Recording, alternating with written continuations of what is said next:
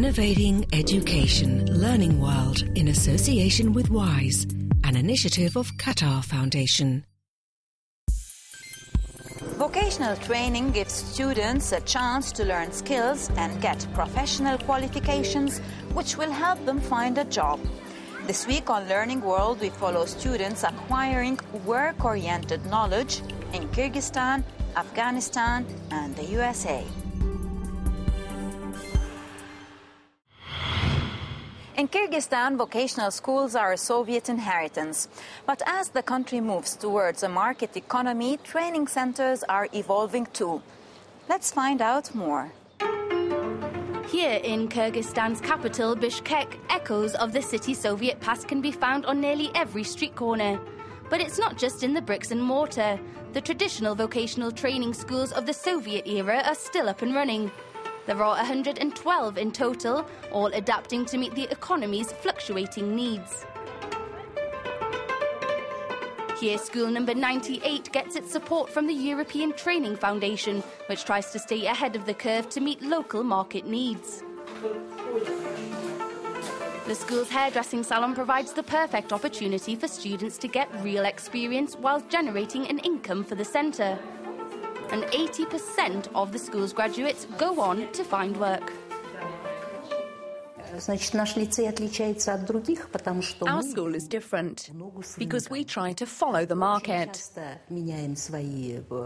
We regularly change our programs because in the telecommunications field, for example, computing technology changes very quickly. This is why in the course of a school year we change our programs several times. The relationship between the employers and the school is a close one. Companies communicate the specialities they're looking for and their vacancies. Some even help out in the final stages of the exams. And one of the most successful training courses is geared towards working in call centres. At the moment, we have over 100 partner employers. This is why the theoretical part only takes 8 months. And then for 2.5 months, for the final part of their learning, students get practical experience direct from the employer. There are roughly 25 students per group with a 65% success rate for finding a job in their chosen field. A lot of companies ask for online operators, like taxi companies, mobile phone companies, even banks. To start with, I'd like to try a mobile phone company. There are 15 teachers and 250 students at school number 98. The teachers here get a higher than average salary for the work they do, so could this explain the centre's success? Our specialists are high-level professors. Why? Because thanks to our complementary services, the high school is financially independent and we can increase their salaries. Our professors can earn 10 times more than the average. This is indeed a plus in a city where 33.7% of people live below the poverty line. And with unemployment around 9%, with youngsters bearing the brunt, vocational training schools are giving them skills and confidence to compete in an unpredictable and gloomy job market.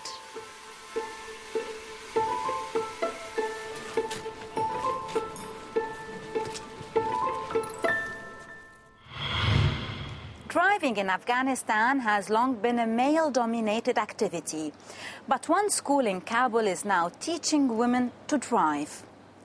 As well as helping them get their driving licenses, the classes foster their self-confidence and help them challenge some traditional customs.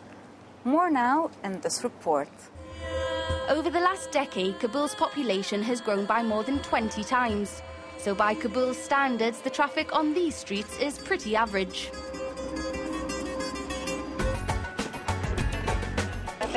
For decades, women have struggled for reform in an overwhelmingly patriarchal society.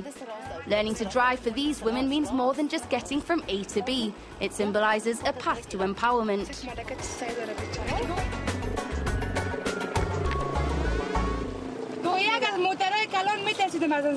But like with every new driver, mistakes will be made.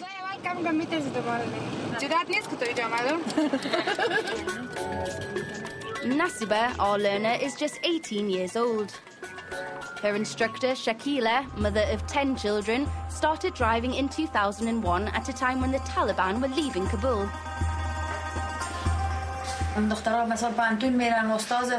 Women are going to school, university, they're even teachers. They can take care of themselves now. And once they've learned to drive, they can take their children to school, do the shopping, and solve problems by themselves. Shakila and her husband opened the driving school 4 years ago and have managed to steer clear of trouble so far.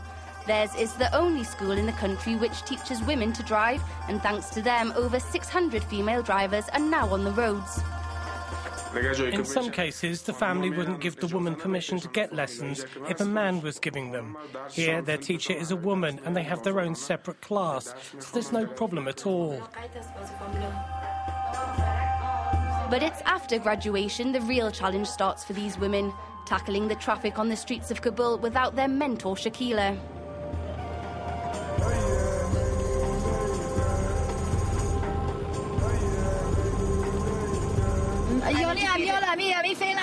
I see it all the time. Men don't respect the rules like women do. I don't want to offend, but they just don't respect them. She's a new student. She's scared. Think of it, idiot. But recently, the president of Afghanistan endorsed a code of conduct for women. He states women shouldn't travel without a male guardian or mingle with men in public places. So sadly, it seems to be one step forward, 2 steps back. Reaching for the moon isn't necessarily a pipe dream for young people who want to become astronauts. We look at a competition to win preliminary space training and join a special training course in Russia. We join them as they tackle a series of scientific experiments. Let's have a look. These youngsters are getting their first taste of what it would be like in outer space.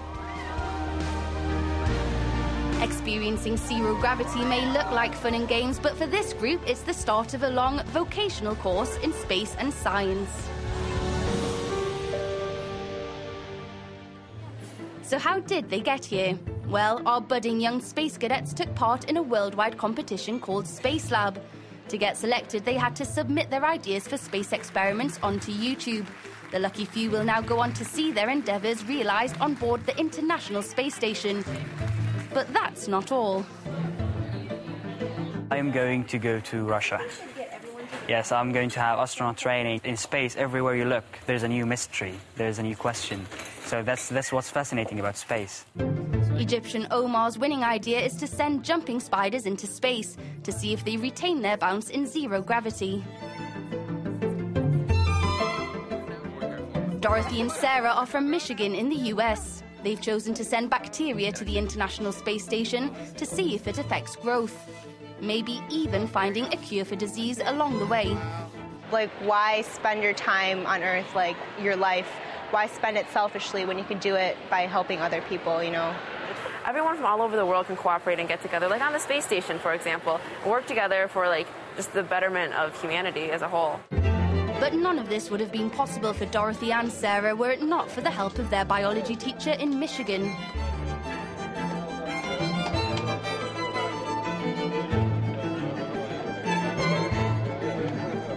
There's no denying the trio's enthusiasm for space, but do they have what it takes to become astronauts?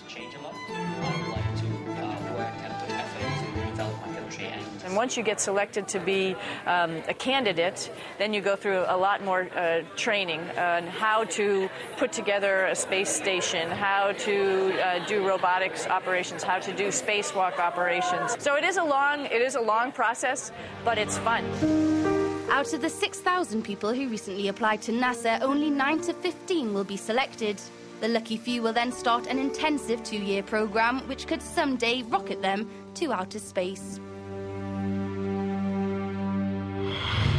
Finally, our episode on school discipline certainly rang a few bells with our viewers and sparked a lively debate on Facebook. Why not take a look? And don't forget to send us your thoughts on today's program. Goodbye for now. Learning World in association with WISE, an initiative of Qatar Foundation.